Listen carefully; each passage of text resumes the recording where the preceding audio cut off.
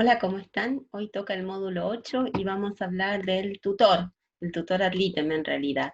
Básicamente, el punto de partida es considerar que existen dos sistemas que tienen que ver con la representación de la persona, y representar a la persona significa tomar como punto de partida una raigambre que tiene que ver con los derechos humanos, es decir, nosotros partimos de la idea de que se trata de un sujeto de derechos, y que le damos ciudadanía en todo el espectro de acciones que esta persona puede ejercer en el ámbito del acceso a la justicia.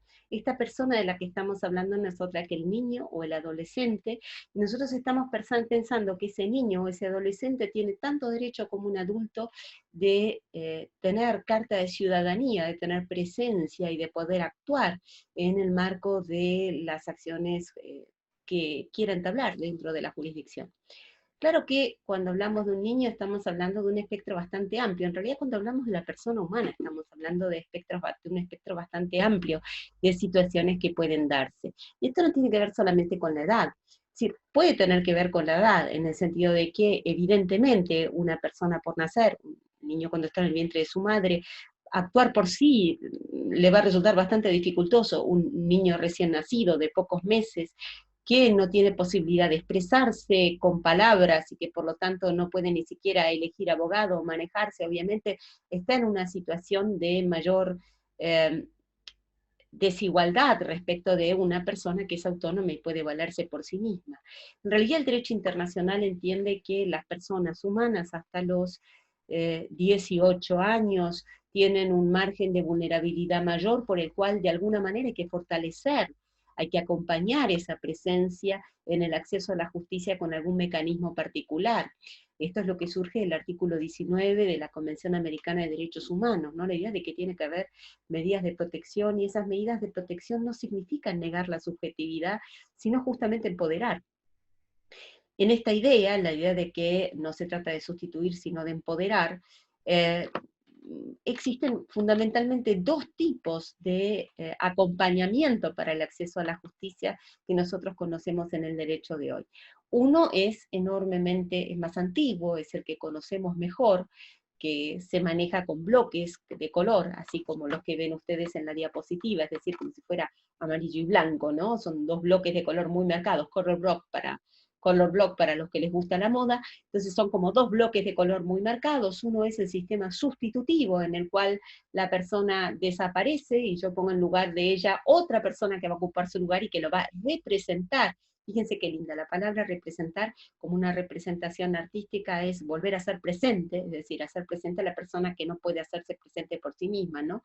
Y piensen que esta idea de representación tiene mucha significación cuando verdaderamente el sujeto por sí mismo está incapacitado a hacerse presente. Por ejemplo, la persona que está en terapia intensiva o que tiene cuidados paliativos o que está en una situación demasiado grave, entonces no puede presentarse por sí misma no puede apersonarse, no puede hacerse sujeto de la justicia por sí misma, entonces nosotros lo representamos. No es una mala palabra, es una palabra maravillosa. Pero claro, la representación tiene como contrapartida una cuestión que se hace fácilmente visible, y es que se supone que hay una sustitución. Es decir, lo que sucede es que hay alguien que está ocupando el lugar de la persona que es representada, y en ese sentido la sustituye. El otro sistema es el sistema de acompañamiento, es un sistema bellísimo, que en el derecho argentino se plasma fundamentalmente en dos instancias. Para la niñez, el concepto que nosotros llamamos asistencia, y para las personas con restricciones a la capacidad hablamos de apoyos, ¿no? Pero en ambos casos entonces se trata de un acompañamiento, un fortalecimiento de las rodillas de aquellas personas que de alguna manera pueden hacerse presente, pero les falta aquello que es necesario para realizar el acto plenamente por sí mismas, en igualdad de circunstancias con un sujeto que es relativamente autónomo. Digo relativamente autónomo porque ninguno de nosotros somos completamente autónomos, todos dependemos en alguna medida de nuestro entorno y nuestras circunstancias. Básicamente, para tener capacidad de ejercer los derechos por nosotros mismos, lo que necesitamos no es tanto tener una determinada edad. Lo que necesitamos es tener capacidad de decidir y actuar lo que decidimos. Para decidir necesitamos poder manejar suficiente información como para que el consentimiento que prestemos al acto que vamos a hacer sea pleno, es decir, esté nutrido de toda la información necesaria y que tengamos una decisión que no esté condicionada por nuestra fragilidad, por nuestra vulnerabilidad, por circunstancias de la vida. El concepto de vulnerabilidad es amplísimo, no es el lugar para desarrollarlo aquí, pero no es solamente la edad la que condiciona la decisión. Puede ser la enfermedad, puede ser la medicación que se esté recibiendo, puede ser el grado de dependencia, como dice Jiménez López contra Brasil, el grado de intimidad, lo que condicione nuestra libertad para orar. De modo que cuando hablamos de esa plena libertad, de esa plena subjetividad y de la necesidad de acompañamiento para tomar determinadas decisiones, o de la necesidad de ser sustituido si la persona no puede obrar, en última instancia se trata de mecanismos por los cuales el derecho trata de sostener la subjetividad de una persona que está en una situación de desigualdad respecto de otras para ejercer sus derechos. Entonces esos son los dos sistemas que nosotros tenemos y que nosotros vemos enseguida acá en la diapositiva, dos sistemas, el de representación, que vuelve a ser presente, el de acompañamiento, que es el que fortalece las rodillas y que supone un acompañamiento de naturaleza complementaria, mientras que el de representación es sustitutivo. El sistema argentino históricamente tiene una YAPA, y la YAPA es el Ministerio Público, que ustedes van a ver la clase que viene, la actuación del Ministerio Público, que en realidad actúa de manera promiscua. Promiscua es una palabra que nos quedó un poco antigua y que a lo mejor suena extravagante, pero significa que actúa en conjunto con los representantes naturales. Es decir, que un sistema sustitutivo es preferible para personas cuya edad y grado de madurez requieren un mayor grado de intervención, de protección, porque por sí mismas no podrían actuar. Un sistema complementario es preferible cuando la persona por sí puede, aunque sea con asistencia, realizar un acto válidamente. Es decir, que siempre que se pueda será preferible el sistema de asistencia, cuando no se pueda será preferible el sistema de protección. Básicamente, los sistemas de capacidad que se diseñan sobre la base de la sustitución y el acompañamiento pueden ser de dos naturalezas. Fíjense que el histórico, es decir, el que nosotros tenemos desde en la codificación francesa, es un sistema rígido basado en categorías etarias. Es decir, hablamos de menores impúberes, como ustedes se acuerdan, y después de menores adultos, hablábamos antiguamente, y es un sistema básicamente rígido, es decir, que donde la edad actúa caprichosamente. Actúa caprichosamente. ¿Por qué? Porque yo digo 14 años, como en el antiguo Código Civil, y ese 14 años es 14 años, o 18 años es 18 años. Bueno, obviamente el derecho avanzando se empieza a dar cuenta que estas categorías etarias rígidas son injustas en la medida en que suponen una intervención indebida del derecho sin dejar a salvo la verdadera autonomía de las personas. Entonces el derecho empezó a idear sistemas flexibles. Los sistemas flexibles básicamente son trajes a medida. Claro que entre sistema flexible y sistema rígido hay ventajas y desventajas. El sistema rígido me permite a mí fácilmente resolver todos los problemas. ¿Por qué? Porque le pregunto la edad, me fijo en el documento y ya sé para qué puede hacer y qué es lo que no puede hacer. El sistema flexible tiene la enorme desventaja de que es muy costoso, porque significa que tengo que darme cuenta si esa persona, según, no solo tengo en cuenta su edad, sino el grado de madurez personal según la edad que tiene. Entonces tengo que hacer un diagnóstico para darme cuenta cuál es ese grado de madurez, y en función de eso proyectar el sistema de acompañamiento que voy a diseñar a medida para ese niño, para ese adolescente en la circunstancia concreta. Entre los sistemas rígidos y los flexibles hay un sistema semirrígido, intermedio si ustedes quieran, que aparece en el Código Civil, en el cual se parte de las categorías etarias, pero se hace jugar sobre las categorías etarias determinadas presunciones. Los tres sistemas, por ejemplo, se presume que para tal edad puede prestar consentimiento se presume que hasta tal edad no puede realizar tal cosa, pero se admite prueba en contrario, es decir, si yo puedo demostrar que el niño a esa edad puede, entonces bueno, ya se admite prueba en contrario. Este es el marco de la cuestión sistemas rígidos, sistemas semirrígidos y sistemas flexibles. Entonces, nosotros sabemos que la representación tiene que ver con ese sistema sustitutivo en el cual yo vuelvo a ser presente, pero ocupando el lugar de la persona. Mientras que el sistema de acompañamiento es un sistema más flexible y que en realidad se tiene que acomodar, es un talla medida, ¿no?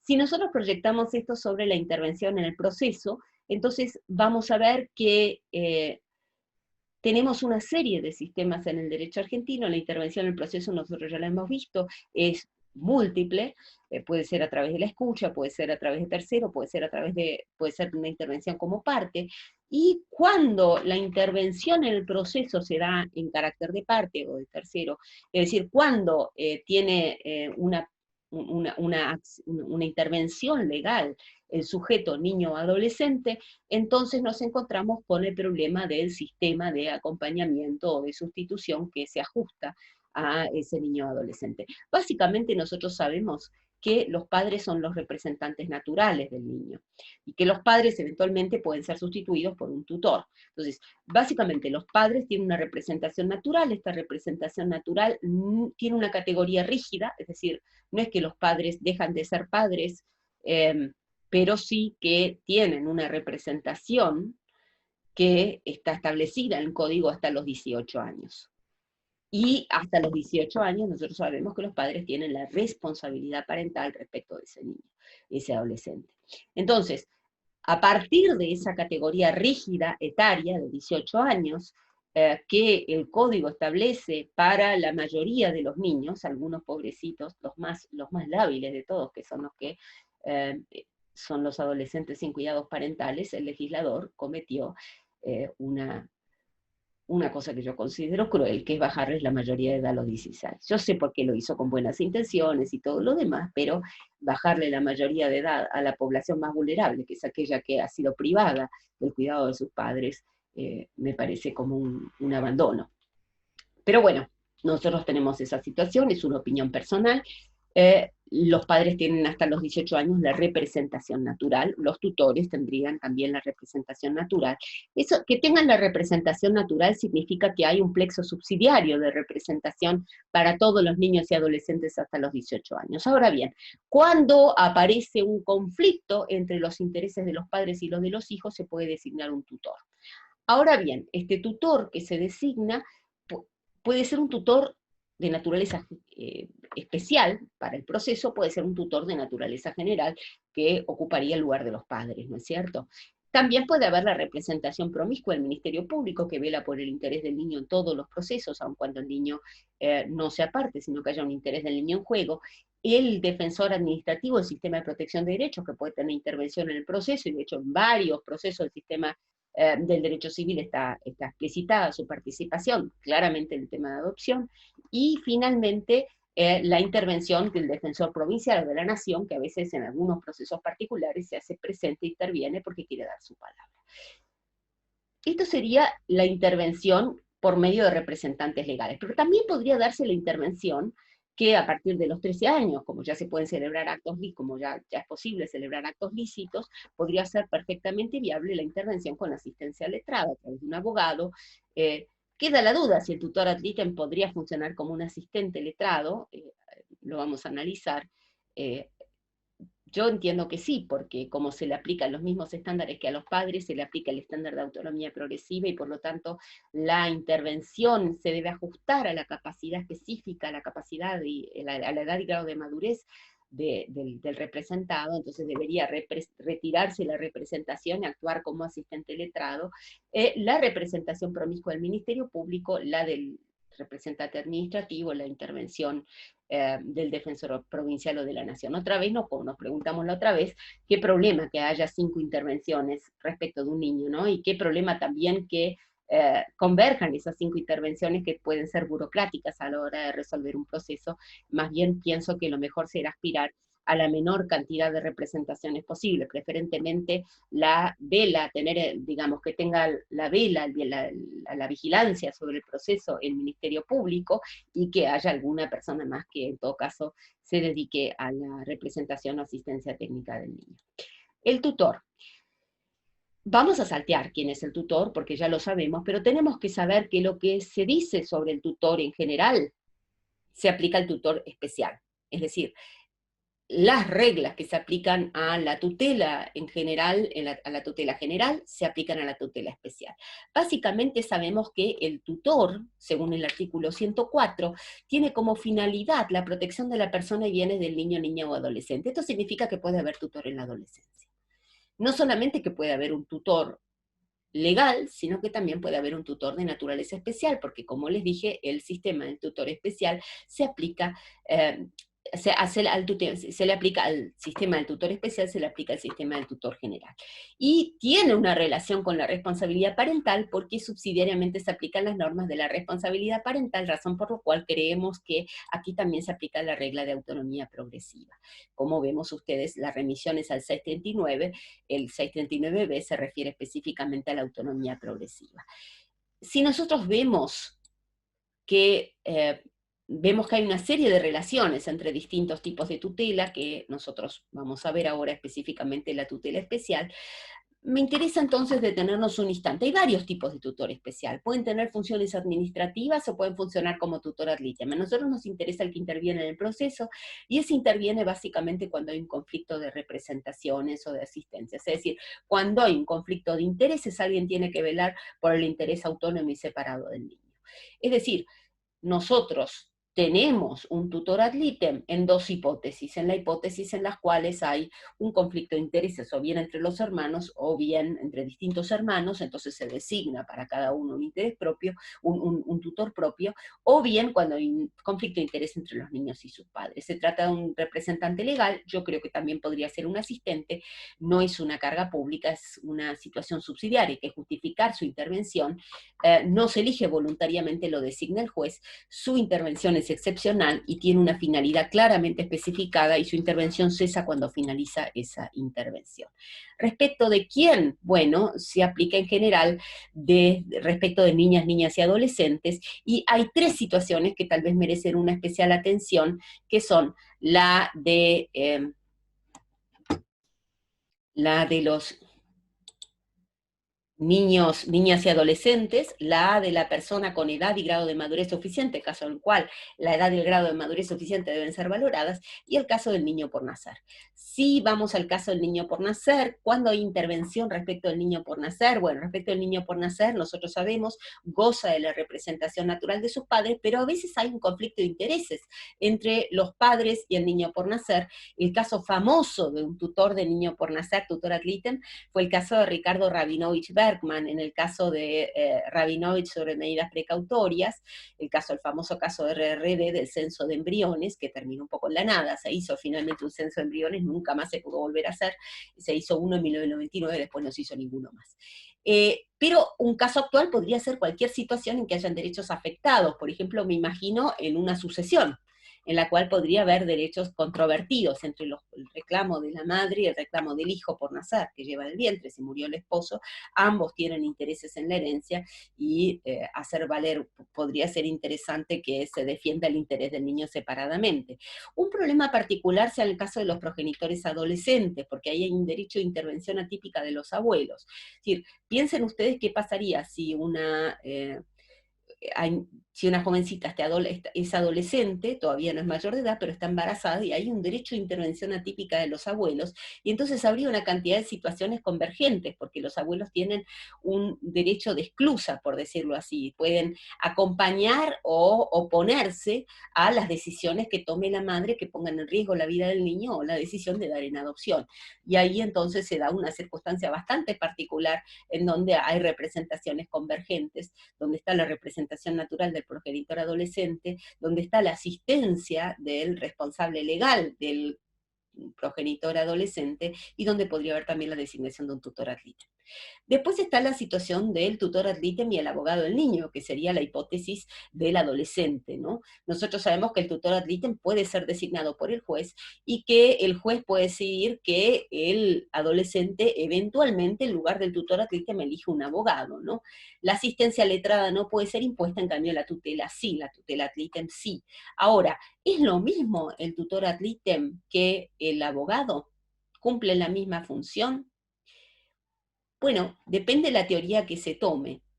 A mí me parece que no cumplen la misma función, por lo menos así como están previstas en la 26061, que es la ley madre de muchas leyes de niñez y adolescencia, y en el ámbito argentino me parece que son intereses distintos los que son tutelados por el tutor y por el abogado. El abogado vela por las pretensiones del niño, ya lo vamos a ver. El tutor ad litem, en cambio, vela por el interés del niño. Son dos cosas distintas. ¿Qué pasa con la niña o niño con edad y grado de madurez suficiente? Bueno, ahí tenemos el traje a medida. Tenemos primero que ver si el niño tiene edad y grado de madurez suficiente como para tener un abogado, para celebrar un acto lícito, implicará una resolución del juez que considere que tiene edad y grado de madurez suficiente, previa entrevista, esperamos interdisciplinaria, y una vez que se habilite la edad y grado de madurez suficiente, veamos que esto no es simplemente para castrar al niño que tiene edad y grado de madurez suficiente para que no tenga un abogado, sino para estar seguro de que no lo dejamos solo tempranamente. Entonces simplemente se trata de ver si ese niño tiene edad y grado de madurez suficiente como para tener un abogado, y en ese caso se le puede, en lugar del tutor ad litem, se puede presentar la posibilidad de que tenga un adolescente. Nosotros aquí van a ver ustedes en el cuadernillo que hay 3 explicaciones de las funciones del tutor ad litem y del abogado, ¿no es cierto? Una teoría es que es una cuestión de edad, es decir, hasta cierta edad se designa un tutor, hasta cierta edad, después de esa edad se designa un abogado, por ejemplo, hasta los 13, hasta que es niño se designa un tutor, y después de los 13 un abogado. Algunos en la doctrina sostienen eso. Bueno, no me parece que sea como acabamos de ver lo que surge del código. El código es claro, el código dice niño, niña, adolescente para el tutor. De modo que no parece ser la de edad y grado de madurez suficiente la que en realidad signifique la diferencia entre abogado y tutor. En cambio, sí creo que tienen funciones distintas, es decir, creo que cumplen funciones distintas, y el código en realidad creo que adscribe una teoría mixta, porque hace interactuar edad y grado de madurez con funciones. Bueno, ustedes van a encontrar las diferencias entre el tutor ad litem y el abogado del niño en el cuadernillo, por eso no me voy a detener en ellas. Vamos a ver la relación entre el padre y el tutor ad litem. Lo que tal vez más me interesa es que recordemos que